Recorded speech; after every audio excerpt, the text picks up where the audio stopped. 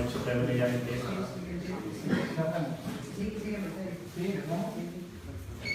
Nuestra presidenta María Ángeles siente mucho no estar aquí con nosotros, pero por problemas de tiempo pues, no ha podido estar aquí presente. Ahora ya se unirá a nosotros posteriormente. En su nombre, como secretario de esta asociación Jóvenes por el Patrimonio Linense, quisiera dar las gracias a todos los presentes que están aquí, tanto al Ayuntamiento por dejarnos utilizar esta sala hoy en esta noche, a los distintos representantes de agrupaciones, asociaciones culturales que hoy han venido aquí, y en especial a todos los vallenenses que han venido simplemente más que para saciar su curiosidad y aprender algo nuevo. Hoy tenemos la suerte de contar junto a nosotros con Miguel Ruiz Calvente, uno de los principales investigadores de nuestra provincia.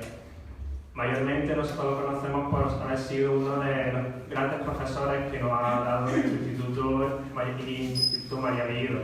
Sin embargo, junto a su actividad docente tenemos una gran actividad investigadora. Desde que se licenció en la Universidad de Granada en Historia del Arte, ha venido realizando una importantísima labor investigadora que ha ido abarcando numerosos ámbitos de todo el patrimonio histórico-artístico de nuestra provincia de Jaén.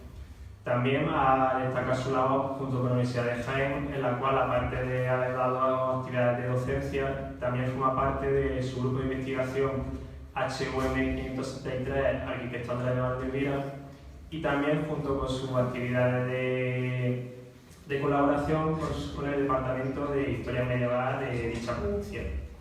Su investigación abarca un amplio abanico, como he comentado, de temas sobre nuestra provincia, que van desde el arte suntuario hasta la arquitectura y en especial lo que hoy estamos aquí reunidos sobre la arquitectura militar, en especial de los castillos de Cañena y Sabiote, que como bien sabéis son paradigmas de nuestra arquitectura renacentista y que así en esta conferencia de hoy nos saldremos un poco del tema medieval para adentrarnos en otro que también fue importante en nuestra historia de nuestro país, que se dio durante el siglo XVI, que eran de esos castillos que también tenían ese matiz de castillo-palacio.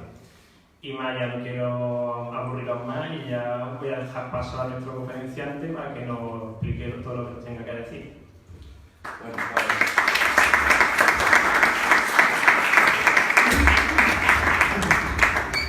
le tengo que dar las gracias por esta presentación. Casi tenemos que decir como Fray Luis de León cuando volvió a la Universidad de Salamanca después de estar encarcelado, dijo aquella famosa, pronunció aquel discurso después de haber estado encarcelado y perseguido por la Santa Inquisición, que no es el caso por suerte. Como decíamos ayer, ¿verdad?, después de ese tiempo, aludiendo a que muchos de los que estáis aquí, lógicamente, habéis formado parte del alumnado del María Bellido, del Instituto María Bellido. Durante tantos años hemos venido desempeñando e impartiendo la clase de Historia del Arte. Para mí, lógicamente, es una satisfacción que un antiguo alumno me presente. Eso muestra ese interés que afortunadamente en este pueblo se ha generado por la historia, por su pasado y por la historia del arte. Creo que a Bailén ya ha llegado su momento.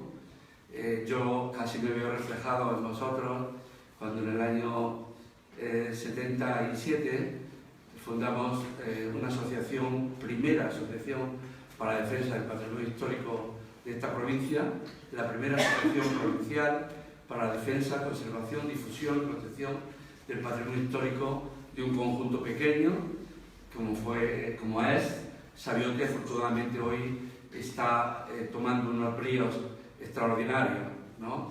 Aquella asociación, estamos hablando de estudiantes como vosotros, que estábamos en paro, habíamos terminado nuestras carreras y que iniciábamos un proceso de estudio, de preocupación sobre ese patrimonio. Yo casi me veo reflejado porque yo tenía, pues, casi cuando acabé la carrera, en el año 76, pues 22 años, no sé, 21 y medio, 22 años tenía, y iniciamos un grupo, estuvimos bastante tiempo esa asociación, pero llega el momento en que este tipo de cosas, este tipo de asociaciones, deben de dar paso a las instituciones públicas. Estamos hablando en plena transición política.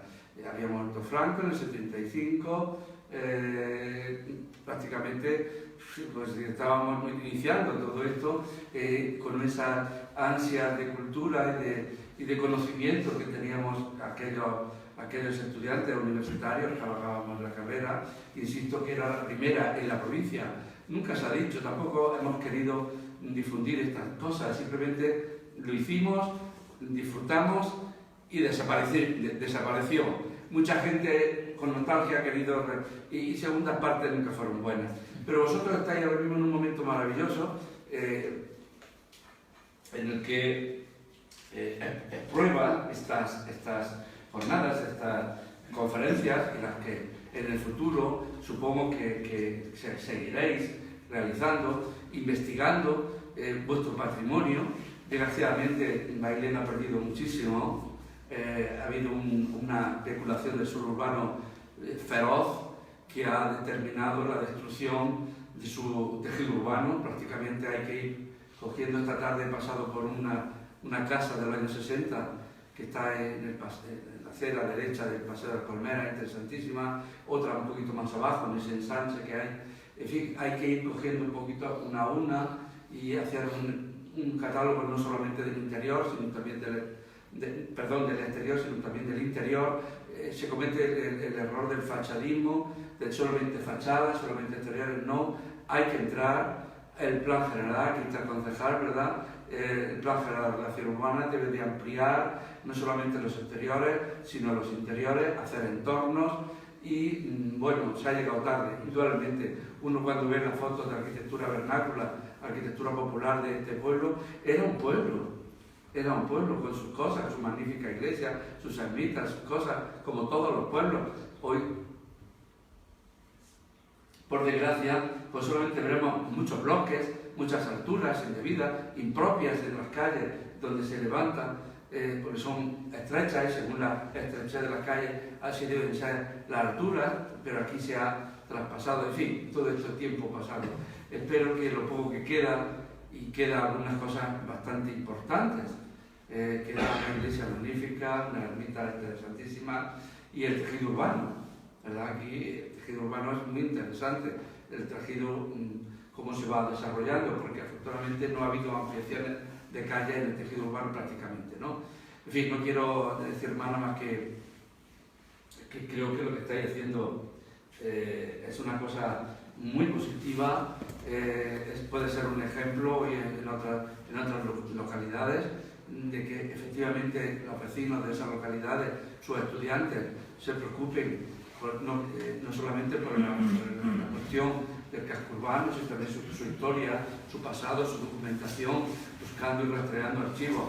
Y por supuesto, Bailén tiene una documentación maravillosa en el siglo XIX, no solamente en España, sino también en Francia y en otros archivos de Europa. Todo eso está por hacer, por descubrir. Se ha hecho mucho y se está haciendo. La prueba está en este museo.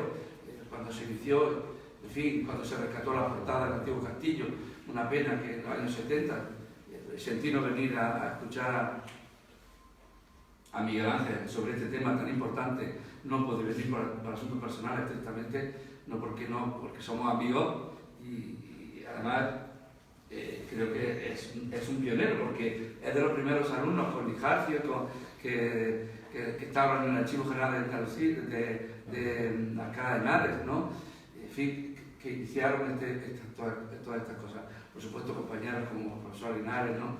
Que está haciendo una labor extraordinaria también, y hay mucha gente, el cronista, mi amigo Matías, que inició con su buena voluntad, ¿verdad? Ese inicio, su sobrino, que después empezó también con la asociación de historia de en fin, hay muchas cosas que se han hecho en Bailén y que son dignas de resaltar.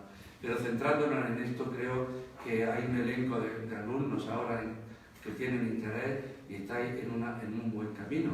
No solamente para vuestras carreras profesionales o personales, sino también para hacer algo por el lugar donde habéis nacido, donde habéis desarrollado y donde se espera que sigáis vinculados, lógicamente, a este lugar. Esa vinculación nos lleva a un personaje clave en esta provincia. Es un personaje que, bueno, en los últimos tiempos, ya llevamos años investigándolo, desde que Kenniston, en su famosa biografía,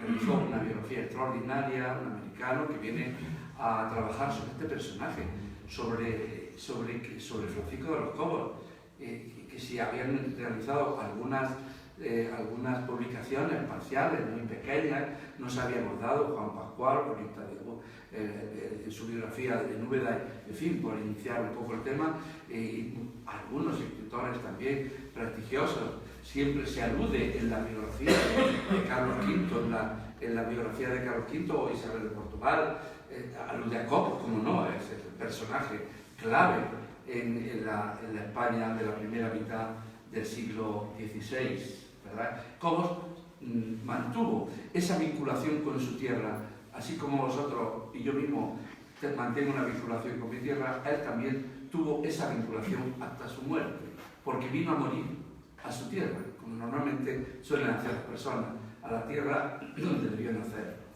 ¿Quién es este personaje tan importante?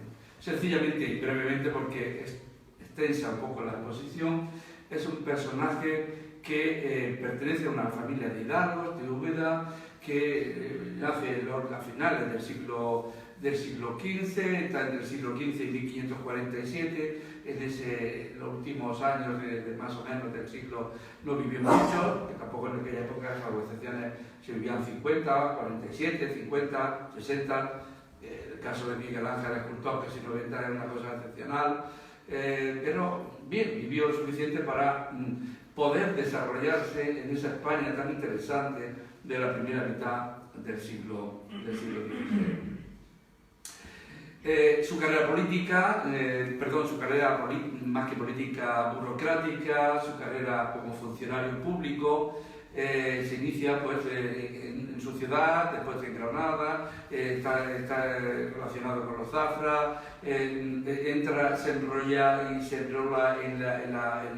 en la corte de los reyes católicos en su periodo más final, después de Juana la Loca, y como tantos otros, una vez que muere Fernando el Católico, se traslada a los Países Bajos esperando enrolarse, esa es la palabra, enrollarse, ¿verdad? Vincularse a ese séquito que se genera y se forma en torno al futuro rey, ¿verdad? Carlos, todavía Carlos I, ¿verdad? Y allí inicia su andadura como secretario, alcanzando a lo largo del tiempo todos los altos cargos que una persona puede alcanzar en la vida, ¿no?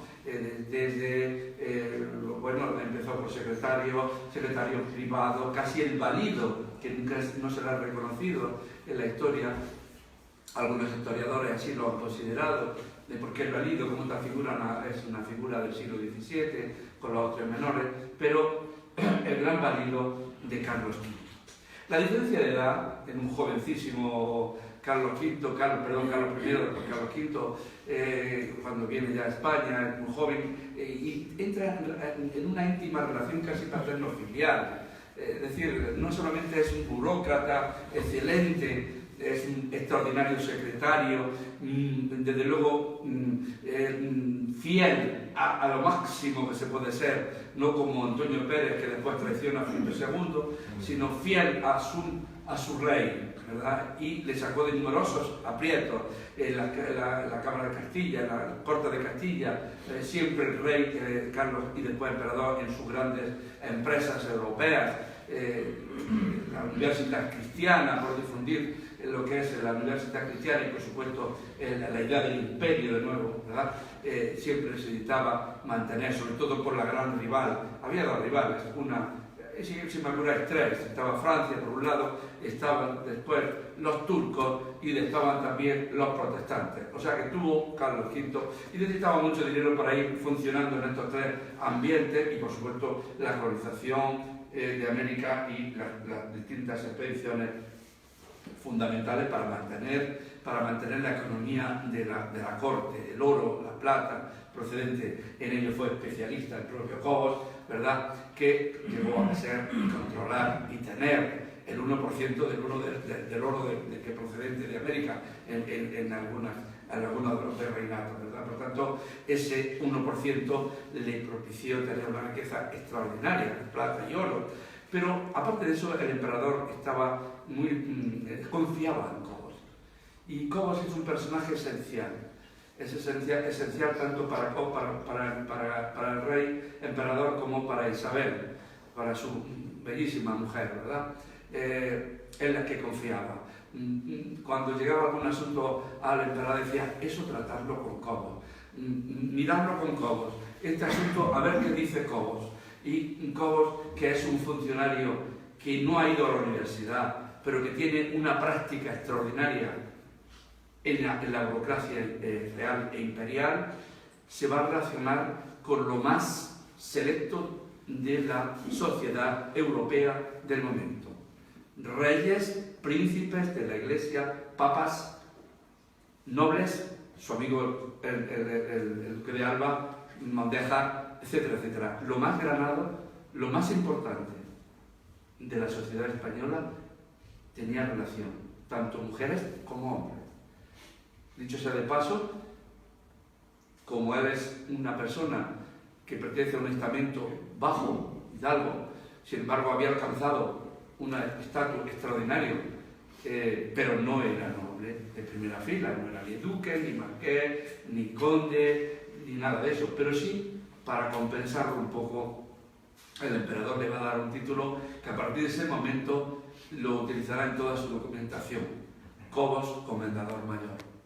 Cobos, comendador mayor de la Orden de Santiago. Ser comendador mayor de la Orden de Santiago era muy importante. Os recuerdo algo parecido a Velázquez, ¿no?, cuando lo ennoblece el rey con la cruz de la Orden de Santiago, y así aparece retratado en Meninas y en otros cuadros donde no aparezca él, ¿no? Era ennoblecer al personaje, teniendo en cuenta que en una sociedad donde las élites aristocráticas no permitían,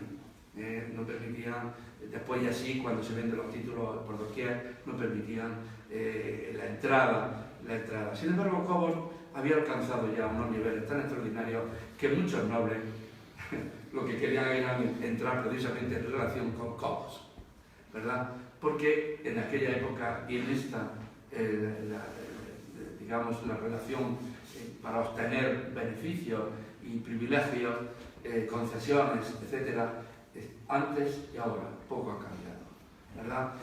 Pero quizá aquello estaba permitido de alguna manera, y existía también lo que se llamaba el regalo, ¿no? El regalo, la donación, el regalo, a través del cual pues se conseguían cosas. Y Cobos, en ese sentido, que es una persona que no ha ido a la universidad, pero que tiene una preparación, que va a viajar con el emperador por Europa, que está 3 veces en Italia, que tiene amistad con los papas, con los grandes hombres, con Ferrante Gonzaga, con los mejores, y que además conoce artistas, ¿verdad? Se va informando. Es una persona que se forma a sí mismo. No podemos hablar que tenga un gusto exquisito, ni que tampoco tenga un gusto por la colección artística de tantas veces hablado, de lo que se ha hablado. Pero sí va, como yo digo, Cobos tenía una virtud, que se fijaba mucho. Y se fijaba no en los de abajo, sino en los de arriba. Cobos no tenía nada más que ser funcionario, que había alcanzado toda esa serie, ser secretario real, dirigir el Consejo de Estado, el Consejo de India, etc. Una serie de consejos, antiguos ministerios, que controla como secretario y como personaje más importante. Aquí lo vemos retratado con la venera de la Orden de Santiago, con documentos en la mano, magnífico retrato de Goslar, un pintor flamenco que se conserva en Los Ángeles, Estados Unidos, en el Museo Paul Getty de Los Ángeles. Bien, fue descubierto hace ya años y a partir de ese momento tenemos la figura de joven, parece que era un poquito grueso, ¿verdad? Pero tenía unas cualidades extraordinarias. Era afable, cariñoso, tenía lo que se llama sesapil, tenía don de gentes, le gustaba a la gente charlar con Cobos. Y esto también es una virtud en la vida, indudablemente. No es solo la belleza o tener una altura determinada o tener riqueza, sino que hay muchas personas que tienen una personalidad extraordinaria y atraen por su propia forma de ser. Y esto era una virtud de Cobos. Y era un negociador extraordinario. Por tanto, incluso negociaba entre Francia, el papado y España. Fijaros hasta qué niveles. Lo que significaba también inmediatamente en regalos. El regalo de alto nivel. Bien, ya hemos situado un poco brevemente el personaje, porque ya decía Kennington que no se había atrevido nadie con Cobos, porque son millones los documentos en los que se cita Cobos, ya sea lo que sea, de carácter privado, público, etcétera, etcétera. Y sin embargo, nosotros vamos a abordar ahora no el Cobos, digamos, que está en la corte imperial, que sus funciones como secretario del rey, secretario privado, es que era una comunicación fluidísima con él, con la reina y con Felipe II, vamos, con el príncipe todavía, y todo pasaba por su mano, todo. Claro, tenía unos conocimientos de todo extraordinario, lo que también le llevó a adquirir una serie de propiedades, porque tenía conocimiento, tenía lo que se llama hoy prevaricar, conocía, y como conocía podía optar mejor que otros a la compra de determinadas cosas. Bien, Cobos era comendador, pero no tenía castillos, palacios tampoco, pero va a construir. Enterramientos no tenía, pero va a construir. Obras de arte no tenía, pero tendrá. Mejor y muchos mejores que muchos. Es decir, se va formando un personaje político, mecenas y coleccionista, de alguna manera. Personaje político de gran relieve en Europa y en España. Personaje que va a propiciar, va a ser promotor de una serie de monumentos hoy de primera línea, de primerísima línea, en España y en Europa. Y va a llenar sus palacios de una serie de obras de arte de una extraordinaria calidad, en pintura, en escultura, en orfebrería, en muebles, en tapices, que tan apreciado era para mitigar las estancias de los palacios, de los castillos, donde hacía muchísimo frío, ¿verdad? De todo ello ha llegado algo, ¿verdad? No todo. Las guerras, expolios, robos, destrucciones, etcétera, han determinado, cuando no ventas incontroladas, esta situación.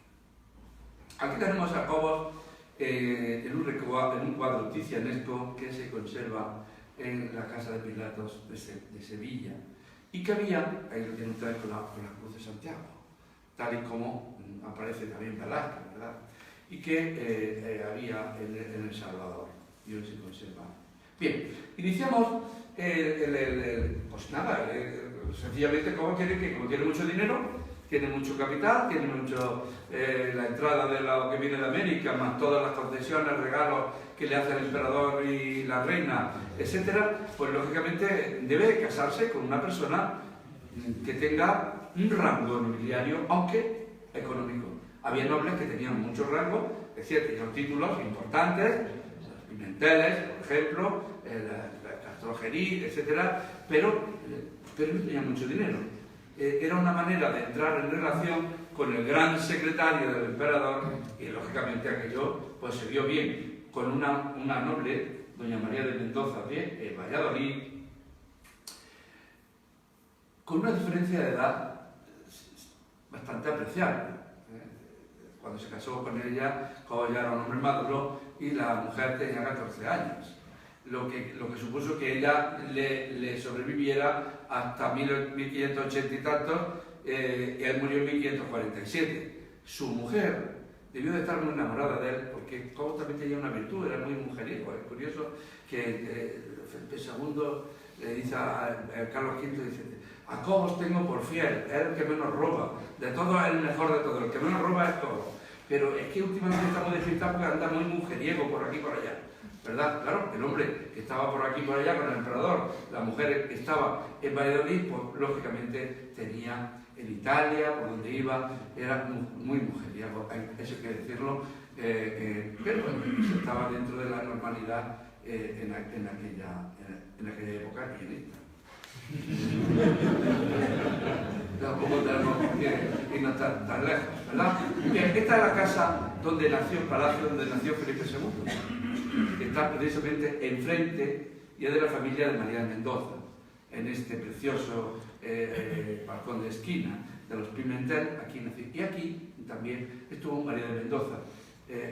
Pero Cobos necesitaba un palacio mucho más importante, frente a San Pablo. Vemos el Palacio Pimentel en una esquina, el palacio de la derecha es el palacio que manda construir Cobos en Valladolid, frente a la iglesia de San Pablo.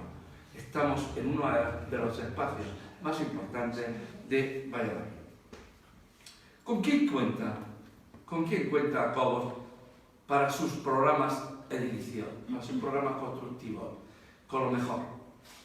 Se ha dicho muchas veces que Cobos utiliza a Luis de Vega. Tenemos que tener en cuenta que los grandes programas de las obras reales, pues Cobos está al tanto en toda España, incluida la Alhambra, en donde se está levantando el Palacio Carlos V, ¿verdad? Entonces, va a entrar en relación con los arquitectos. Alonso de Covarrubias y Luis de Vega, en el reinado de Carlos V, después Herrera, el reinado de Felipe II, verán se hablar los tres grandes arquitectos. Pero, ¿quién introduce en la corte o en el ámbito de Cobos a Luis de Vega? ¿El rey o es al revés? Es al revés. Se ha dicho siempre que es el rey. No. Es Luis de Vega, que es el gran arquitecto, junto con Alonso de Covarrubias, de los grandes programas de inicio de la monarquía. Estamos hablando del Palacio del Pardo, estamos hablando de la Alcázar de Madrid, estamos hablando de la Alcázar de Toledo. Pues Cobos es al revés. Es decir, Cobos es el que lo conoce en Alcalá, el que lo aprecia como tal y será su arquitecto. El arquitecto de Cobos es Luis de Vega. Sin embargo, Luis de Vega inmediatamente va a ser captado por Carlos V, y por tanto no puede estar al tanto de la obra de Cobos. Cobos tiene a Luis de Vega como arquitecto y a Van der Vida a pie de obra. Es su arquitecto a pie de obra, pero allí, arriba, en Valladolid, en la corte, está Luis de Vega. Luis de Vega es esta fachada del Palacio de Cobos está transformada porque este palacio después se vendería primero a Duque de Lerma y después, a su vez, a Felipe III, y se realiza una serie de intervenciones en la fachada. Por tanto, pero sin embargo, el patio maravilloso en el que interviene Luis de Vega, más una serie de escultores de primera línea, ellos franceses, que Bajamete, etc., en algunos de los medallones de este palacio, que apenas se puede visitarse porque es Capitanía General en Valladolid y solamente tiene visita un día, así que los miércoles. Creo que es uno de los palacios más bellos, pero que sirve de referente también, sobre todo en la utilización de este arco deprimido o casi un campanel, casi rectilíneo, y la posterior parado después su palacio, porque este es el palacio que va a ser habitado. Desde el principio Cobos tiene una idea sobre este palacio: crear un palacio para su mujer, que es de Valladolid, que es una noble y que él es un personaje de primera línea. Tiene que construir un palacio acorde con la situación, pero desde el principio, teniendo en cuenta que la monarquía es itinerante y que Valladolid es una ciudad importante, desde el principio piensa que este palacio se va a convertir en residencia real. Desde el primer año.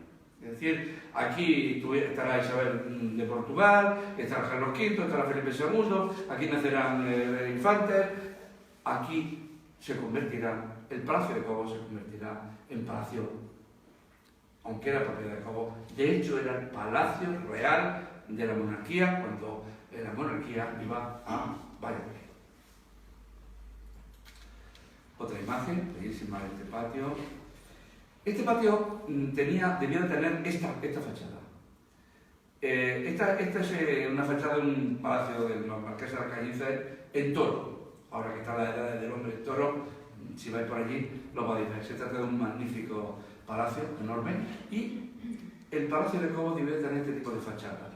Porque este tipo de fachada, esta fachada en concreto en Alcañices, la diseña, está detrás de ella Luis de Vega. Por tanto, sabemos documentalmente que estaba aquí, y esta es la forma, la manera, esta composición, con una rejería que hoy ha desaparecido, que utiliza muchísimo Luis de Vega, y que ahora veremos también aquí en Jaén, que es la rejería conventual, ¿verdad? De grandes dimensiones para los ventanales. Este es el Palacio de Úbeda. Tenemos un palacio en Valladolid donde se centrará la casa de Cobos, donde estarán toda su administración, pero necesitaba un palacio para su familia, un palacio en su ciudad, en Úbeda, donde colocar, instalar a su hermana, a sus padres, ¿verdad? Y, lógicamente, ser residencia para cuando él viniera, que vino muy pocas veces, a morir, entre ellas, y una vez Carlos V cuando visita Úbeda, ¿verdad? Y bueno, se hospeda en el Palacio de Cobos. Pero, fijaros, esta fachada no es la principal. Esta es la secundaria, esto se ha creído después.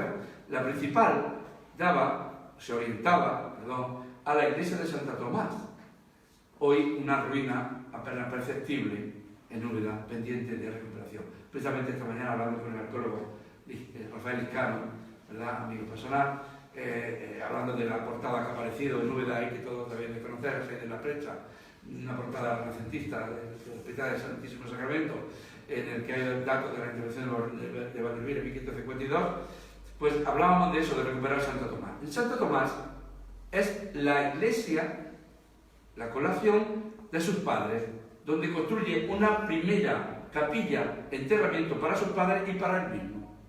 En un principio, estamos en los primeros años del siglo XVI. Alonso Ruiz, que después sería el arquitecto, maestro cantero, que junto con Valdelvira se encarga de la obra de Salvador, es el que inicia la obra de esa capilla, ¿verdad? Este es el palacio. El palacio estuvo en pie parcialmente hasta la Guerra Civil, donde hay un incendio, en plena Guerra Civil, acabada la Guerra Civil, hubo un incendio y todos los elementos se quedaron sepultados. En el catálogo Romero Torres aparece una foto que nos da pie a pensar cómo era la articulación tectónica del mismo. No ha gustado nada la restauración de Peridis, famoso arquitecto, pero que metió la pata hasta el Corvejón, porque a él se le ocurre hacer lo que hizo él, bajar las columnas y elevar los corredores. En fin, no gustó nada. Era un desafuero. El palacio ahora mismo es una ruina. Estaba predestinado para ser la sede de la UNED en Úbeda. La casa de Medinaceli ha entrado en polémica con el ayuntamiento porque hubo una cesión en los años 50 y no se llevó a efecto hasta que después se destinó para la UNED, pero la UNED ya no pudo ser porque la casa de Pilato, los marqueses de Medinaceli, la marquesa, ya difunta, pero actualmente el marqués, pero primero la marquesa, porque es cuando se lleva a cabo todo este espacio con Perini. Y la verdad que nos gustó, pero aquí tenemos los mismos arcos que hemos visto en el Palacio de Valladolid, ¿verdad? Este es el palacio que luego Julio de Aquilis decorará con pinturas al uso, con elementos procedentes de la iconografía plateresca italiana, que luego haría también en el peinado de la Reina de Granada, en la Alhambra. Pero ya tenemos dos palacios, uno en Úbeda, otro en Valladolid. ¿Quién interviene en Úbeda? También Luis de Vega. Luis de Vega hay documentación conservada, publicada por Keniston en el archivo de Simancas, no ha aparecido después más, donde aparecen una serie de condiciones para hacer la obra. Yo me he encontrado algunas cosas posteriores que están muy inéditas y que saldrán cuando termine mi trabajo, si es que lo llego a terminar, porque veo que son tantas cosas las que tengo que hacer que no terminaré nada. Sobre todo lo que es Marquesado de Camarasa, todo el mecenazgo, lo tengo muy avanzado, pero no sé si acabaré, no sé. Pero en fin, intentaré. Porque el tiempo es agotado. Y así que aprovecharlo, que ahora estoy en ello, porque el tiempo corre muy deprisa. Muy deprisa. Este patio, insisto, Luis de Vega, con otros carteles locales, etcétera, pero Luis de Vega es el que dirige las obras de este palacio. Pero necesitaba también el castillo, que es un noble que se ha casado con una noble que es comendador de León y no tiene castillo. Debe tener castillo, ¿verdad? Bueno, este es un primer castillo que después vende, el de Astudillo, que lo lleva su mujer en el contrato matrimonial, que antes había contratos matrimoniales en la época donde se aportaba por cada parte, lógicamente, cantidades, patrimonio, tapices, obras de arte, en este caso. Pero este castillo es el primer contacto, creo yo, que tiene Cobos con la arquitectura militar. Y además aparece este castillo de Astudillo con algunos elementos que ya nos indican modernidades en la poliorcética. Estamos hablando de troneras. Troneras. La tronera es una modernidad frente a la tradición anterior. Y, sin embargo, el castillo sigue siendo o perteneciendo a la tradición castellana en relación a las torres circulares. Pero después se desecha el castillo, lo vende, ¿verdad? Y no lo quiere. Si quiere, porque no tiene bastante, ya tenemos el palacio, el Trovetro Palacio, tenemos la Santo Tomás, tenemos también enterramientos, tenemos Astudillo que se deshace de él, o lo vende, pero necesitaba algo más. Porque como donde ponía la mirada es porque había rentabilidad económica. El adelantamiento de Cazorla, con la cantidad de pueblos que lo conformaban, era muy rentable. Esto le llevó a tener un pleito tremendo que se soluciona a principios del siglo XVII, cuando ya el adelantamiento de Cazorla vuelve a su original propietario, que es la Mitra de Toledo. Hasta el año 50, en Cazorla, los que se casaban tenían que mandar la documentación no al obispado de Jaén, sino al arzobispado de Toledo. O sea que la Iruela, Cazorla y otras poblaciones, además. Por tanto, pero lo más importante es esto. Una rentabilidad económica y, como él es en cierta manera criticado y denunciado por avaro, porque está metido en asuntos que no debe, incluso el esclavismo, es otra faceta poco conocida. La Inquisición lo está oliendo muy de cerca y dice, bueno, no, a mí la Inquisición, yo voy a pasar de la Inquisición porque voy a mostrar que soy católico, apostólico, romano, más que nadie. Porque voy a construir en la Iruela y en Cazorla 2 iglesias. Ya lleva 2, desgraciadamente destruidas en los asuntos y acontecimientos de la Guerra de la Independencia, ¿verdad? La Iruela, Santo Domingo, en Cazorla, Santa María. Santa María es una joyita arquitectónica cuya cabecera, sin duda, es de Andrade Valdelmira. Valdelmira debió tratar también la Iruela, pero hay otros maestros canteros que vienen de otros lugares fronterizos con Granada para realizar esa obra. Las dos han tenido mala suerte. Indico que el incendio, lo saben ustedes, que los franceses, cuando tomaban poblaciones, tenían la costumbre de robarnos lo que no había los escritos, porque nos han robado muchísimo y todavía tienen lo robado parte de él en Francia, parte en archivos en obras de arte, orfebrería, etc. Y no ha habido todavía una devolución me parece que se ha hecho tabla rasa y pasamos página. Sí ha habido recuperación de obras importantes de Goya o del propio de la pintura barroca que tanto gustaba, Murillo sobre todo, que tanto gustaba, por poco se nos deja sin Murillo, en general, pues lógicamente después se van devolviendo cosas, pero hay muchas cosas que todavía se conservan en Francia y hombre, yo creo que debería de plantearse alguna vez esa devolución. En este precioso pueblo de Cazorla existía ya un castillo que él lo utiliza, pero él quiere una iglesia y además va a proyectar una iglesia extraordinaria debajo de un cauce de un río. No sé si habéis visitado el cauce que va por la plaza, ¿verdad? Es una obra de ingeniería extraordinaria. Si veis lo de arriba, lo de abajo no lo es menos. Y para eso Vanderbilt estaba. No ha salido documentación todavía, pero la cabecera sin duda muestra esa intervención. Después habrá otra, ¿verdad? Porque la iglesia se va construyendo a lo largo del siglo XVI y se quedó sin terminar en toda su configuración arquitectónica. Por aquí tenemos la capilla mayor, donde se plantea el típico pilar de esquina siloesco, con San Pedro y San Pablo, que van siempre de pareja, y sobre todo esa gran cabecera acasetonada, que nos suena algo aquí en Bailén, en nuestra iglesia de la Encarnación, que lógicamente está dentro de la tipología, en ese sentido, de iglesias como la de Santa María de Linares, Sabio de San Pedro o Villacarillo, en La Guardia, entre otras iglesias. Esta Meiruela, que ha servido de cementerio, ahora ya se ha recuperado, muy interesante, con sus 3 naves, etc. Pero este es el estado, por desgracia, que trae. Pero estamos hablando de que construye iglesias para mostrar y dar a conocer que él no tiene por qué ser tildado en modo alguno de sospechoso de herejía ni de nada, que es todo lo contrario. Construye iglesias, palacios y conventos. Y esta es, incluso construye capillas.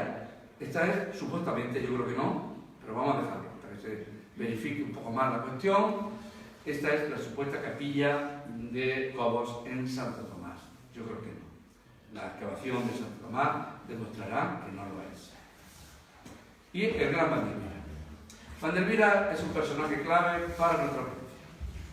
Precisamente en estos tiempos, ayer mismo, hoy, estoy terminando de transcribir una enorme cantidad de documentos de Vanderbilt que va a ser publicado en el segundo tomo del corto documental para la historia de la arquitectura en Jaén, que estamos redactando el profesor Galera y el servidor. Va a salir, pues, seguramente para el final de curso, o, en fin, no sé, a ver, porque donde piensa que va a tardar un tiempo, luego tardan más, ¿verdad? Vanderbilt era un personaje clave para la provincia de Jaén. El gran enigma de Vanderbilt es si estuvo en Italia o no. Su formación, ya sabéis, que procede de Alcaraz, que se forma allí desde muy joven, de familia de canteros, de albañiles, que su suegro después será Francisco de Luna, que es un arquitecto que trabaja a la Orden de Santiago, que viene por toda esta zona de Uceda, Horno, Segura, que Vanderbilt viene por esta zona de Jaén, que antes no pertenecía a Jaén, sino que estaba vinculado a la encomienda de la Orden de Santiago, ¿verdad? Y que es el maestro de la Orden de Santiago, trabaja en inglés, que es la cabeza de la Orden de Santiago. Estamos hablando de Francisco de Luna, su suegro. Y aterrizan por Jaén en torno a 1530. En la década de los 30, en 1534, el Ayuntamiento de Sabiote le pide a Vanderbilt que vaya a tasar la esquina del Mesón Viejo. Y ya lo tenemos ahí en Sabiote también, donde después estará su hijo, que casará con una sabioteña, y donde redactará el famoso Tratado de Cortes de Piedra, ¿verdad? Tratado de Arquitectura. Los Vanderbilt se asientan en Jaén. ¿Qué formación tiene Vanderbilt? Por la letra maravillosa que tiene. Tiene una letra preciosa, preciosa. Yo he visto muchos documentos, poca letra tan bonita y tan personal, que dice mucho del personaje, ¿verdad? Como Vanderbilt. Es requerido por doquier, por todos sitios, para tasar obras. Tenía fama de buen tasador, equilibrado, justo. Vale esto y no vale aquello. Justo, honrado, creativo, buena gente, extraordinario, maestro de cantería y un hombre con una formación que debió tener y hacerse a lo largo de toda su vida, porque no se comprende de otra manera su producción artística. Y no es una producción que no tenga una apoyatura documental, que la tiene. Hay cantidad de documentos que avalan las construcciones que aún persisten. Otras han desaparecido, otras están a medio. Ahora estoy con el puente de Guadalmena, entre Montiel y Segura, puente precioso. Ayer mismo, mañana mismo voy a ir a Valdepeñas a ver un puente que creo que es de él. Puente pequeñito, pero preciosísimo, preciosísimo. Es decir, todos los días están saliendo cosas, ¿verdad? Esta escultura que preside, está mirando al Palacio del Ayuntamiento de Úbeda, la ejecutó el hermano de Palma Burgos. Palma Burgos, aquí tenemos Palma Burgos, Marilén, ¿no? Lo digo por el interés. Vandervira viene buscando trabajo y lo va a encontrar pronto. Ya venía la obra de Santiago. Ten en cuenta que Vandervira, como es el comendador de la obra de Santiago, Francisco de Luna, todo va arreglado, todo va conectado, ¿verdad? ¿Cómo es que aparece? Está en la iglesia de Villacarillo, está en Xavier en 1534 y está en 1536 en Úbeda, donde junto con Alonso Ruiz, que no sabía más, pero un extraordinario cantero, seguramente cortar lo sabría, hacerlo todo muy bien, pues está en El Salvador. Y en 1536 el primer contrato, después se suspende en 1540, el que dirige las obras de El Salvador es el gran Diego de Siloé, que determina cómo y de qué manera, pero no toda la obra, no me voy a detener mucho, simplemente porque destacar una cosa muy importante, y es que hasta ahora los reyes, los nobles, se enterraban en capillas, en monasterios, en conventos, los reyes católicos al lado de la catedral. Ya Carlos V y la emperatriz Isabel iban a presidir la gran rotonda de la catedral de Granada. Ese era su primer enterramiento, después trucado por Felipe II cuando concibe que el Escorial sería el centro, el epicentro esencial de las sepulturas reales. Pero la primera, y ni siquiera los grandes nobles, la capilla del Condestable en la catedral de Burgos, está unida a la catedral, pero no exenta. Aquí tenemos el primer gran panteón, ¿verdad?, exento, destinado a un personaje y su familia. Para ello, cuenta de nuevo con el gran, como siempre cuenta con los grandes. Dice, venga, Diego de Siloé, pero claro, Diego de Siloé está en Granada, y está en la catedral, y está en San Jerónimo, y tiene muchos encargos, no puede, pero sí dicta unas condiciones precisísimas para, sobre ellas, Vandervira poder seguir la obra. Entre ellas, la fachada, que sea lo mismo. Aquí tenemos una imagen interesante, habría que cuidar un poco más de estas cosas, de la gran rotonda, ¿verdad?, tal y como aparece en la Catedral de Granada, que entre otros edificios, aquí tenemos la gran rotonda, las capillas, la nave central gótica, los casetones. Aquí el epicentro, debajo de este punto, en el suelo, está en una bóveda casi plana, circular, debajo de esta gran rotonda, están los sepulcros, desde luego han sido expoliados y han sido abiertos, en fin. Y Vandervira, aparte de llevar la obra y estar en el día de la inauguración, estuvo allí el día de la inauguración, Vandervira, la clave está aquí. Había una pequeña iglesita, sacrecía, pero necesitaba otra iglesia, otra sacrecía mayor. En fin, algunos detalles. La portada de la Catedral de Granada, exigencia para que sea igual que la Catedral de El Salvador de Úbeda, con un programa iconográfico extraordinario, en donde el deán Ortega, junto a otros intelectuales, pero el deán es el gran personaje, Cobos y el deán Ortega. El deán Ortega será deán de la Catedral de Málaga, el que construye el palacio hoy, el Parador y su capilla de enterramiento en Serpullar. La heráldica, parlantes, ya veremos ahora mismo que son elementos parlantes constantes. No eran nobles, por eso utilizan casco de hidalgo, pero con cimeras maravillosas, con estos aguiluchos, ¿verdad? Estos tenantes al romano, ¿verdad? Tan extraordinarios como los leones de Cobos, o bien el escudo de María de Mendoza. La sacristía, el gran espacio extraordinario de Vandervira, que esta sí es suya. Pero, realmente, todo esto está apoyado por programas iconográficos que se le aportan y también con escultores que están aquí, Esteban Jamete, entre otros. Indudablemente, y esta es la primera parte, ya a ver si acelero un poco la cuestión porque estamos un poco más de tiempo. Sin embargo, lo quería dejar de lado. Dentro de muy poco van a salir las actas del congreso que hubo el año pasado, por septiembre, ¿no? Fue de San Andrés, en donde daba a conocer nuevos datos sobre esta escultura y sobre todo sobre la Piedad del Pion, de Sebastián del Pion. Esculturas, bien, no me puedo detener mucho, pero sepan ustedes que a Cobos le regalan cosas excepcionales.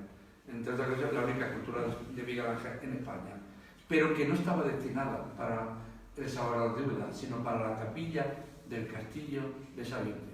En esa aportación, si estabais vosotros el año pasado, hay una documentación precisa que habla que tanto esta como la Piedad del Piombo estaban destinadas al castillo de Sabiente, de manera privada, para disfrutar ellos en esa capilla. Después, ante la decrepitud del castillo, se pasa lógicamente de su calidad a Salvador. Bien, necesitaba castillo. Este es el otro gran capítulo que tenemos. Pero, ¿dónde se fija? ¿En qué castillo?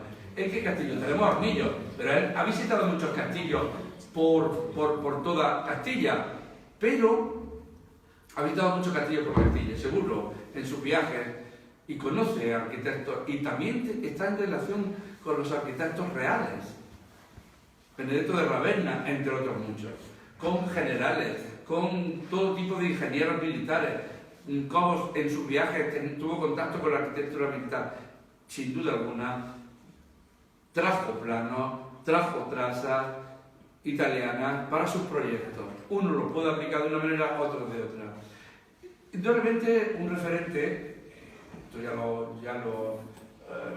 se ha hablado siempre, que es el Castillo de la Calahorra en Granada y el Castillo de los Vélez en Vélez Blanco, en Almería, ¿verdad? Este castillo en concreto tenemos que relacionar más con Carena, y porque, sobre todo por la incorporación de las torres circulares. Se trata de una fortaleza, en cierto sentido, tardomedieval, a la usanza tardomedieval gotizante, gótica, pero sin embargo, probablemente dentro ya otra cosa. En uno de los palacios más bellos de España, en una situación decrépita, es decir, necesita, este castillo tiene SOS, socorro, porque aparte del expolio extraordinario que ha tenido, es que necesita ya tratamiento de la piedra y necesita muchos tratamientos aquí, que lógicamente se trata de canteros italianos. Lorenzo Vázquez, que pertenecía al arquitecto de los Mendoza, también interviene, pero serán italianos, las portadas, el programa iconográfico, etcétera, todo esto, incluso mármoles, que proceden de Italia. En este caso, Vélez Blanco, desgraciadamente en el Metropolitan de Nueva York, donde está instalado después de pasar por París, por el puerto de Nueva York mucho tiempo, hasta que después se decidió montarlo. Se trata de los dos castillos más, uno 1509, 1507, 1508, en esa fecha está la ejecución, la labra, el levantamiento de estas fortalezas primeras, muy primeras, junto con otras de los Mendoza en Guadalajara. Pero necesitaba ser un señor, un gran señor, y para ello, qué mejor que la villa al lado de su pueblo. Sabiote tenía todos los requisitos, tenía todos los ingredientes que le gustaban a Cobos, porque Cobos, en cierta manera, es un hombre medieval, o tardomedieval, porque todavía está en ese mundo que está ahí a caballo, se va formando con el tiempo, indudablemente, pero ser señor de quién, evidentemente le mete el cuchillo para cortar, ¿verdad?, el melón a la orden de Calatrava. Cobos sabía que el emperador necesitaba dinero para sus empresas y empieza, como el emperador es el gran maestre de los reyes católicos, los reyes son los maestros de las órdenes militares, empieza a vender villas para obtener dinero. ¿Cómo no comprar la villa al lado de su pueblo, de su ciudad natal? Sabía que tenía todo lo que quería tener: un recinto amurallado, un casco urbano interesante, un castillo de la orden de Calatrava impresionante. Tenían todos los ingredientes que él necesitaba para declararse señor, y empieza a declararse señor de Sabiote. Después, 1537, 1538-39 de Canena, posteriormente de Torres, posteriormente de Jimena, aunque lo completó su mujer. Belliza en Valladolid, 5 villas compra, y no es ni marqués, ni duque, ni conde, pero es señor de esas 5 villas. Canena, Torres, donde se levantará este palacio en torno a la década de los 60. Tenemos este fino, sin duda, en la ermita de Vandelvira. Belliza, en Valladolid, este pequeñito pueblo, era señor de Belliza. Allí regala una custodia preciosa que todavía procesiona. Jimena, ¿cómo no? Jimena se mete en todos sitios. Sierra Mágina, Sierra de Cazorla, quiere controlar los rendimientos de las minas, de los mármoles, de las canteras, de todo lo que huela a dinero, quiere controlarlo, ¿verdad? Y va adquiriendo, aquí tenemos las armas de Cobos todavía, y fundador de conventos. La piedad, fundador de conventos. En este sentido, tenemos que tenemos que analizar esa idea de la nobleza de fundar instituciones piadosas, que es la manera de mostrar su piedad, su ¿verdad?, respeto hacia la religión, y desde luego para pasar a la historia, porque todo esto tiene una intención última: pasar a la historia. En Sabiote van a fundar un convento de carmelitas que ha sido restaurado recientemente. Aquí ven ustedes la restauración, en la que, bueno, tengo que decir que he estado directamente implicado desde el primer día hasta el último, junto con el arquitecto Pablo Carazo, que fue director del Colegio de Arquitectos durante varios años. Bien, esto es una fundación de Cobos y de la mujer. ¿Por qué la mujer? María de Mendoza era amiga íntima, personal de Santa Teresa. En su palacio de Valladolid estuvo hospedada Santa Teresa. Fue muy generosa, y en Valladolid hay un convento, las Teresas, que fue fundación también de la casa. Por tanto, ¿quién interviene aquí? Interviene Alonso de Vandelvira, porque una cosa es la fundación y otra cosa es cuando se levanta el convento, que será años después. Pero bueno, aquí. Esta es la portada con los escudos de María de Mendoza aquí y Cobos aquí. La guerra ha desaparecido ya. Bien, ahora vamos a ver.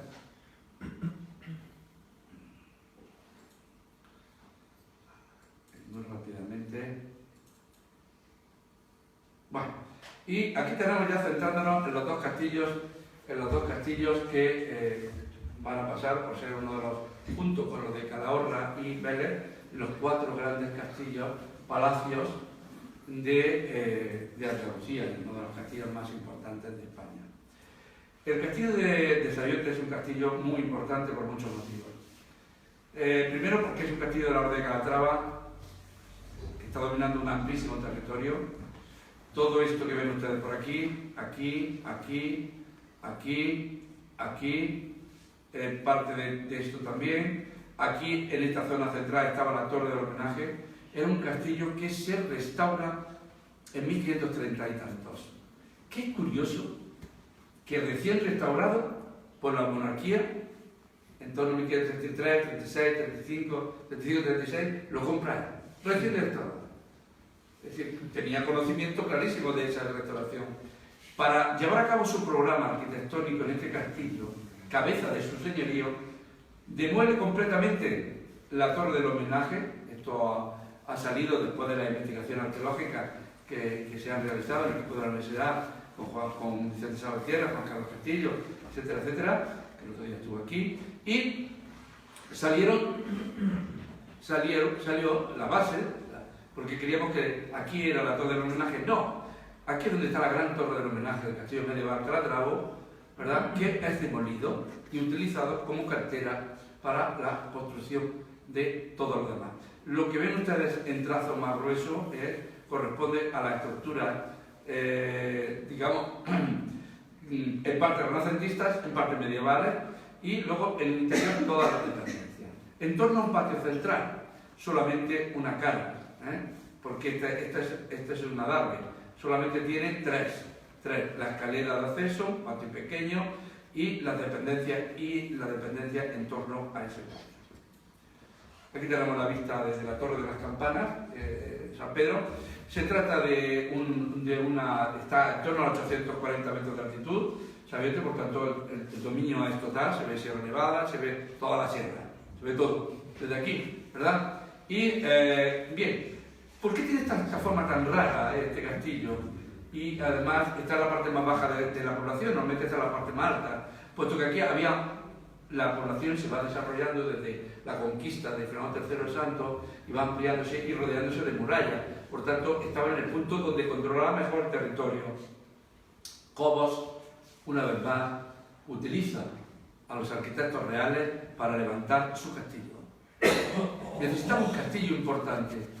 Y como todo lo hace a lo grande, también aquí, ¿verdad? Y no se conforma aquí con modelos tradicionales. No, vanguardia arquitectónica militar.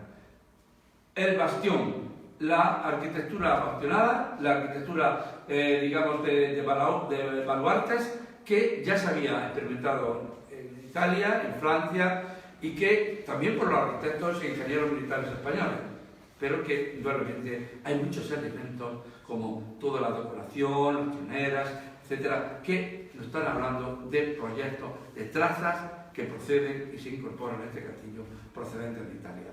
Benedetto de Ravenna, que es uno de los grandes arquitectos reales, posiblemente sea el que aporta la documentación, las trazas. Este es el estado hasta hace muy pocos años. Muy pocos años. Este es el estado en que se encontraba este castillo-palacio.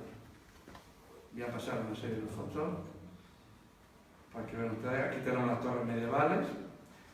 Todo esto es el forro renacentista. Se forra, se circunda el conjunto, el patio. Aquí nos fueron saliendo todas las bases de las columnas. Aquí tiene una, ¿verdad?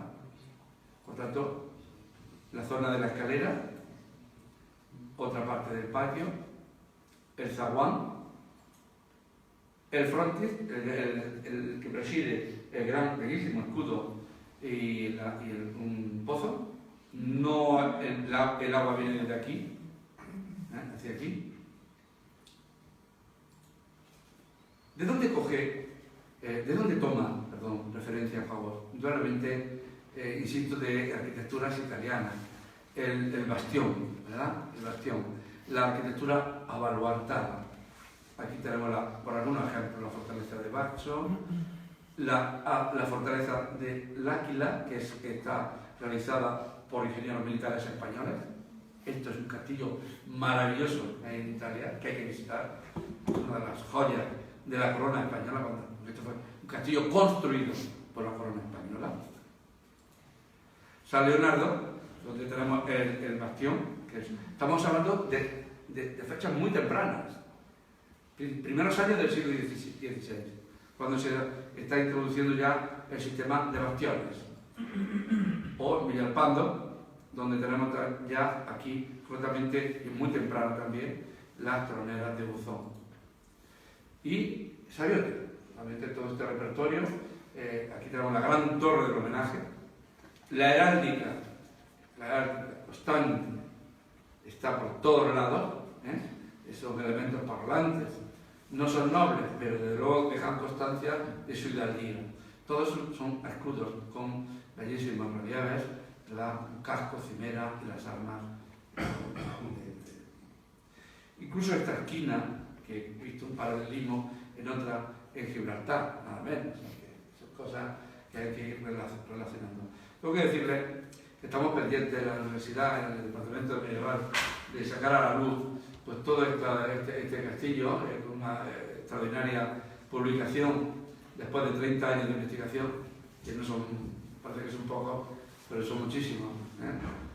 30 años de investigación, poco a poco, se ha ido poco a poco, con mucha investigación arqueológica, documental, y espero también que salga a la luz pronto. Aquí tenemos las troneras ovaladas en Viaje, sí, estas situaciones de esquina con conchas tan interesantes, propiamente italianas. Estos son los escudos con estos frontones, cobijándolos, las troneras, la zona de las partes altas, porque este castillo tenía cañones procedentes de Italia, comprados por Cobos, que trajo en remesas distintas cañones que luego fueron fundidos, algunos de ellos, para hacer la campana del Salvador del verano. Esta es la torre principal, más bella de todas. Entonces, de nuevo, aquí hay una serie de elementos de poliocética y de arquitectura militar de primera línea. Esta situación de vuelta, cobijando las troneras, son muy interesantes también. Esta es la cara norte. Y los elementos militares medievales que se han ido incorporando también, ¿verdad? Las plataformas, ¿por qué son tan grandes? Para mover los cañones. Eran cañones, y necesitaban de una plataforma. ¿Qué necesidad tenía Cobos de tener cañones? No había peligro ni con el turbo ni nada. Pero es una manera, y además el castillo, la parte más importante del castillo, está enfocado al pueblo, de impresionar. Es la impresión de dar, aquí estoy yo, ¿verdad? Aquí estoy yo, Cobos. Todas estas son elementos de arquitectura militar, las gárgolas, interesantísimas. En fin, voy a ir pasando para que vean. Esta es la belleza de la portada principal, impropia ya, un poco anacrónica en relación a la arquitectura militar, que es muchísimo más de vanguardia, en donde de nuevo los elementos de grutescos y todo relacionado con El Salvador, sin duda, en el que incluso tuvo aquí Esteban Jamente. El gran arco carpanel del primer patio, donde hay una serie de cartelitas, incluso con elementos interesantes de calaveras, y todo, que nos está hablando de la muerte, la inmortalidad, etc. Y estos escudos estaban en el patio y después se trasladaron aquí. Esta es la situación, esto es lo que hay ahora ya, el proceso de restauración ya está terminado, ¿verdad? Se ha recompuesto el patio, ¿verdad? Con una intervención muy pensada.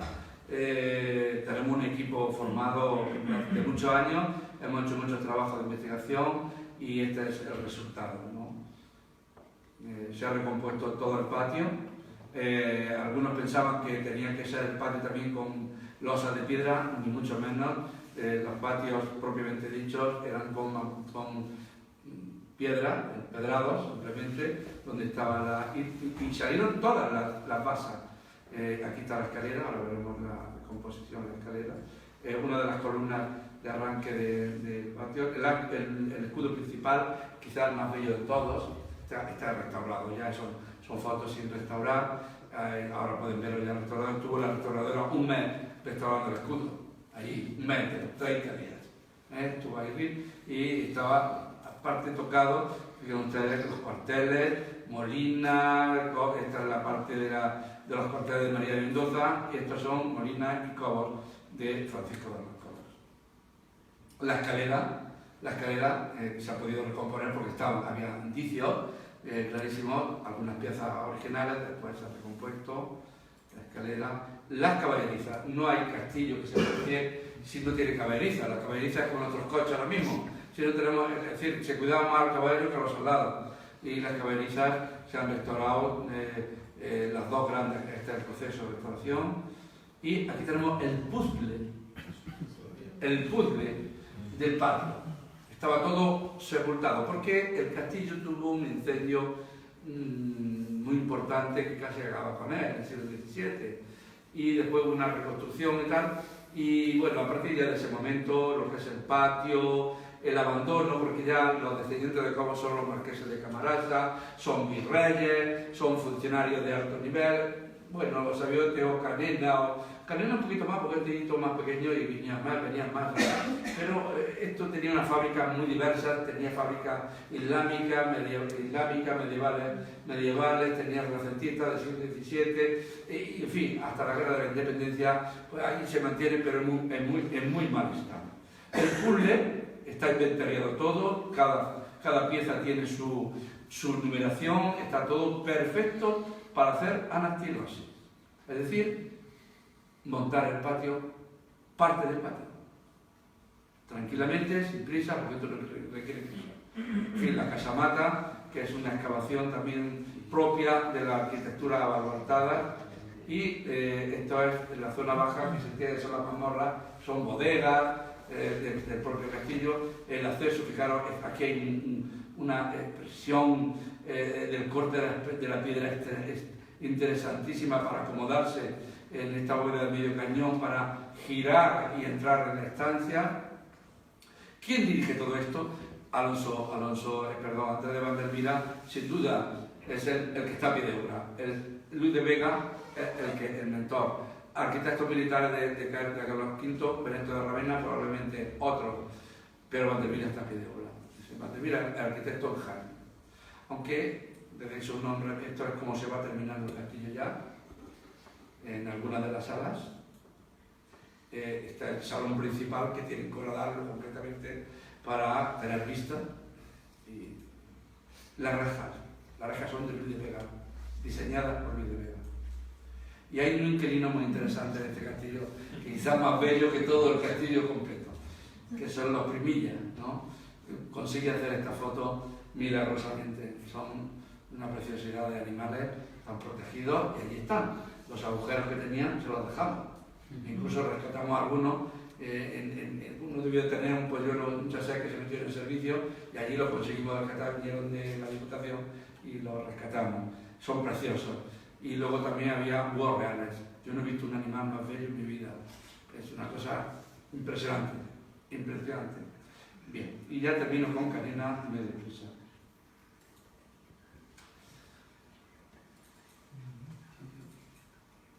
Bueno, Canena tiene un antecedente distinto, tiene una referencia distinta. Ya hemos visto los Calahorra, Manzanares Real, están dentro de lo que son las torres circulares, Pioz, el castillo de Pioz, donde ha sucedido desagradablemente, para qué decirlo, Hornillos, Montbeltrán, García Muñoz, en Cuenca, y la Calahorra, ¿verdad? Todas estas son referencias para Canena, entre otras muchas que se pueden. Estas torres circulares, ¿verdad?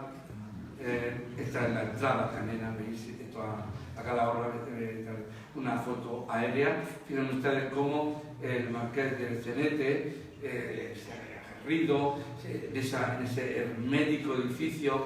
Fijaros que luego no le cabe la escalera, tienen que inventarse este cuerpo que también está en Canena. Y luego tienen que meter aquí estos elementos militares más avanzados que no podían contemplarse en el mundo, para introducir sin problema la joya de este edificio, que es el patio, ¿verdad? Canena igual, ven ustedes las cuatro torres, pero aquí, medio segundo para indicarles, ¿aquí estaba el castillo medieval de Canena en el mismo sitio? No. La Orden de Calatrava, esta villa estaba dividida en dos mitades, uno de la Orden de Calatrava y otro de Santiago. El castillo de Calatrava estaba en la iglesia, en donde está la iglesia de Santa María Magdalena, en torno a los patios que hay circundando la iglesia y tal. Aquí probablemente el castillo sobre el que se alza este castillo, palacio, que le gustó mucho a los marqueses de Camarasa venir a estancias, porque es más chiquitito, más recogido. Debió de iniciarlo Benavides. Sancho de Benavides, cuando se intenta construir en contra de la normativa de los reyes católicos que prohibían construir castillos sin su permiso, y en fin, le dijeron que dejara de construir y eliminaron lo que tenían. Bien. Aquí, en el castillo el planteamiento es más vinculado a lo que hemos visto de la Calahorra, para meter y también el patio y el cuerpo, que aparece igual en la Calahorra y que se desplaza. Pero aquí hay un elemento todavía que permanece de lo que podría ser un castillo a la antigua, con la torre del homenaje, ¿verdad? Que Jacobo no podía prescindir. Ya que soy señor, comendador, pues aquí voy, ¿no? Y la gran logia, bellísima logia, que en el castillo de Sabiote era enorme, al norte, y que no se conserva. Aquí tenemos la planta, castillo, las torres, ¿verdad? Algo muy parecido a lo que hemos visto. Y sin embargo, fijaros aquí como ya las troneras no sirven para nada, siempre son de decoración, porque detrás de la tronera no hay plataforma, hay tejado, o sea que no sirven para nada, simplemente para la torre del homenaje, las rejas que hay en Sabiote, igual que hay en Valladolid, en Alcañices, etcétera, de Luis de Vega. Luis de Vega es el tracista de este castillo. Aquí tenemos el patio con la torre del homenaje, la puerta de entrada, de acceso, como en Sabiote se ennoblece al estilo de un gran palacio, ¿verdad? Pero fíjense ustedes cómo tenemos relaciones con otros que se hacen en ese momento, la Curia de Granada, que es antigua universidad de la época de Carlos V, con esta arquitectura, esta terminación en vuelta redonda, muy típico de la época, que también se da en conventos, como este de la Piedad en Don Jimeno, o bien en la Casa Museo del Greco, en Toledo, donde son muy frecuentes, ¿no? O en la iglesia de San Juan de Arjona. Bien, entramos en el castillo de Canena, el gran zaguán. Tienen ustedes que pensar que los zaguanes, los grandes zaguanes de los castillos, sirven para que el noble entre con su caballo hasta el zaguán, allí se baja, el mozo se lo lleva a la cuadra y él, a través de una escalera, accede al patio. No porque este es de la Calahorra, pero lo traigo para que vean las similitudes. Entramos en este patio. En este patio de Canena, el zaguán, la caballeriza, y hay una parte, digamos, doméstica y otra parte ya que se reserva al noble. Este castillo estuvo a punto de ser destruido en los años 40 y tantos. Afortunadamente una señora que todavía vivía, que había que darle un homenaje y bien grande, María se llama, que luchó muchísimo para que este castillo no se convirtiera en una cantera. Se salvó, se declaró, estaba declarado, se me olvidó decirlo, tanto este como el castillo de Sabiote están declarados en 1931 por la Segunda República, por tanto estaban protegidos. Es tal el nivel de destrucción que tenía este castillo que se pensó en destruirlo, pero la casa de la Marquesa de Camarasa lo vendió a un propietario y a un inglés, y ese otro inglés lo vendió al actual propietario, Luis Bañón y familia, que lo cuidan con mimo y con muchísimas, digamos, inversiones, porque conservar este castillo no fue de pago. Pronto también, ya digo que estamos en plena investigación de todo esto, en concreto estoy ya a punto de terminarla porque es otra de las cosas que llevo años y tengo que ir terminando porque si no veo que no voy a terminar nada. Pero para eso me jubilé a los 60 y algunos dirían, ¿para qué se jubiló? Si podía haber dado clase más, pues me jubilé para ver si puedo ir. Pues tengo el castillo de Canena, Sabiote, estamos Sabiote con Juan Carlos, aquí estoy solo, tenemos el fuero de Sabiote que estoy con Juan Carlos, tenemos el cuerpo documental con Matemira que estoy con el profesor Galera, en fin, yo no sé, yo creo que no voy a hacer nada. Este paso, pero intentaré hacer algo. Bueno, el castillo tiene esta zona que sobresale al estilo donde se coloca unos pórticos preciosos, tanto en la planta de arriba como en la de abajo, y aquí tenemos un modelo que también se da en el patio del castillo de Sabiote. Me estoy refiriendo al modelo alcarreño, al modelo alcarreño. Esto Luis de Vega está detrás de todo esto. El modelo alcarreño es un modelo que, si van a Guadalajara, pueden ver el instituto, donde el Palacio de Don Antonio de Mendoza, donde hay en la parte de arriba, pues estas zapatas, ¿verdad? En la parte inferior, con la parte inferior medio punto, arriba zapatas de cantería, que se suelen hacer en madera, no en piedra, pero aquí se introduce el modelo alcarreño, igual que en Sabiote. Esta es la escalera, muy bonita, esta es la forma, y miren ustedes, este es el patio de Don Antonio de Mendoza en Guadalajara, actual instituto. Qué lujo, ¿no? Tener este instituto. Es un instituto de enseñanza Y Luis de Vega, como no, va a levantar, estos son los planos del Palacio de las Casas de Madrid, uno de los patios, que estaba el patio de la reina, el patio del rey, con la misma configuración. También uno de los patios más bellos de España, que desgraciadamente lo podemos ver en numerosas fotos. Afortunadamente, el Palacio Episcopal de Alcalá de Henares, que se conservó hasta la guerra, un cortocircuito en el año 39, después de la guerra acabó con él. Y con el Archivo General de la Administración, porque aquí estaba. Por eso después se colocó también el Archivo General de la Administración, porque estaba aquí, ¿verdad? Y se perdió una enorme cantidad. Y ya termino de esto. Luis de Vega va a realizar el Palacio del Pardo. Este es el palacio, la zona de los Austrias del Palacio del Pardo. Volvemos a tener de nuevo en la Zapata algunos detalles de alto relieve, de los totos que están vinculados a lo que se hace en El Salvador, pero insisto, la parte escultórica de Canena es de peor calidad, es una calidad más baja si la comparamos con El Salvador o el Castillo de Sayote, donde la calidad de la escultura es mucho mejor, ¿no? Y las rejas, ahora las estancias, en fin, y también no quería olvidarme de una joyita que tiene este castillo en el suelo, que son estas olambrillas que se proceden, se hacían en Granada, se fabricaban por alfareros gradinos y también ubetrenses. Son preciosas, son joyitas que en este caso la incluyeron en el proceso de restauración del castillo de Canena.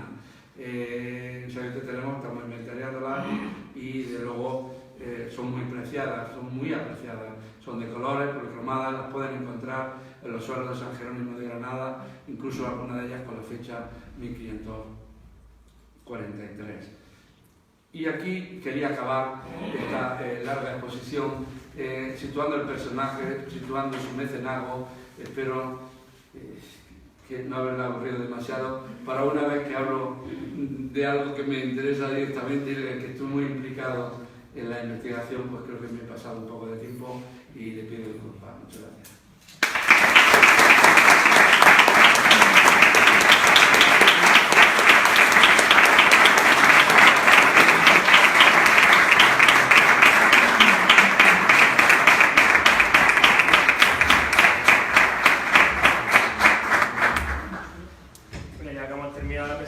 Si alguien quiere hacerle una pregunta o algo para seguir, a quitar alguna dudilla, que alguien se haya quedado algo.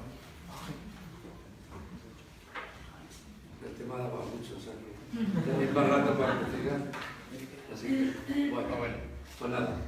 Pues muchas gracias por todo. Muchas gracias por venir aquí, a hablarnos, ilustrarnos sobre este tema y fundamentalmente la asociación agradecerte que haya venido aquí a hablarnos. Muchas gracias. Y ya como una muestra de este acto que ha hecho esta entrega de un regalillo. Bueno, pues muchas gracias.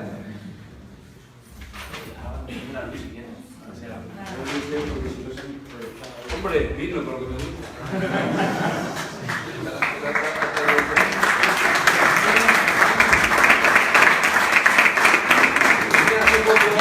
Hace poco ha habido un congreso en el Colegio de Arquitectos en que hablaban de la arquitectura del olivar y también del vino, ¿no? Y estaba hablando de la excelencia del vino. Y hablando de otras cosas, decía, bueno, la mujer te puede dejar al hombre a la mujer, pero el vino no te deja, porque siempre te acompaña. Muchas gracias. Miguel.